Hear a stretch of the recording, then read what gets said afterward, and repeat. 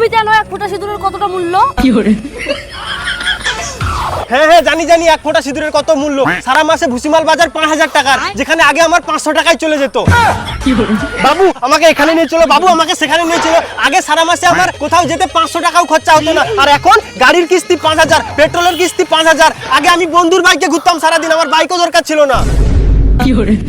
আরো শোনো মা, যেখানটা আমি সপ্তাহে কোথাও যেতিনি, সেদিন সপ্তাহে 7 দিনে 7 দিন ওকে রেস্টুরেন্টে নিয়ে যায়, সেখানে রেস্টুরেন্টের খরচা 7,500।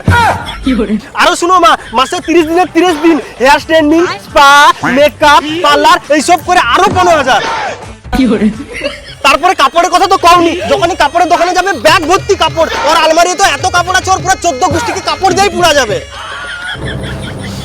আর তো তোমার মাসে চিপস, কোল্ড ড্রিঙ্ক এগুলো করলে আরো অনেক টাকা হয়ে যাবে, সেগুলো না ধরলেই নয়। এগুলো টোটাল হিসাব করলে না এক মাসে 1 লাখ টাকা পেরিয়ে যায়। আর তুমি বলছো আমি এক ফোঁটা সিঁদুরের দাম জানি না।